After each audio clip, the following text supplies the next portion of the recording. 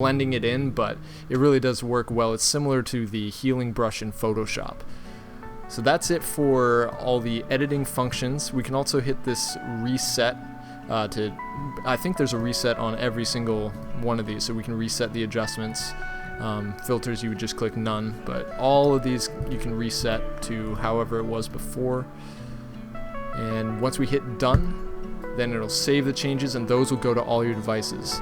Now, if we want to go back to the original, we can hit edit and hit revert to original, and that will put it back to the way it was when we took it with no edits whatsoever. Just like that. So I'm going to hit done, and that's it. That's what we can do with the edit functions and everything for this photo. Now let's look at some of the other options here. So besides the Photos tab, we also have Shared, which has your iCloud photo streams in it, and you can create new streams and they'll appear there. Then we have Albums. So up at top is all the automatic albums that are created for you. So we have All Photos, Faces, which you'll recognize from iPhoto, which lets you tag faces of people and categorize your pictures that way. Last Import, Favorites, which is what happens when we click the little heart button on any of the photos, panoramas, videos, slow-mo, time-lapse, bursts, and then this is new, Hidden. So any of the photos, you can right-click on them, and there's a button that says Hide. So if I go here, right-click, I can say Hide one photo, and once I click that, it'll disappear from the Photos view in here and go into this hidden album, which doesn't have a screenshot. So if you need to quickly hide some photos that you don't want someone to see, but you're letting them browse your photo library, that's a great way to do it. My albums, again, this is all of the albums that are on iOS and the ones you create. So these are all created albums, etc. For example, some apps create them themselves, like Snapseed and ViscoCam.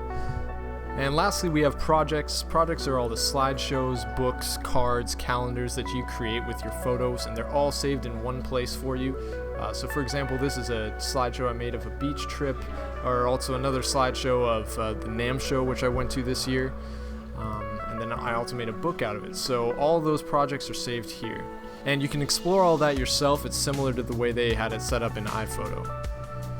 Now let's take a look at some of the preferences for photos. We can do this by going up to the Photos menu bar here and going to Preferences, or hitting Command, comma. So here's the preferences. Let's start with General. First, you can choose your library location, and it doesn't really give you an option to choose a new one, but you can just move the Photos library yourself. Hold Option while starting the program, and you can choose that new location, so you can put the Photos library wherever you want, just like in iPhoto. Summarize photos. Most people leave this checked. That allows you to show the compact summarized views.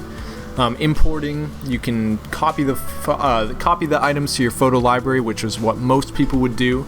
If not, it'll just link to where you had the photo originally. So if you move that file, it will break the link and you won't see the photo in your library. Most people also include location information for their published items here and metadata. And the print product store, you can choose a country for that, for your billing address. Then let's look at some of the iCloud options. The first one is iCloud Photo Library, which is the thing that allows it to in real time sync between all your devices.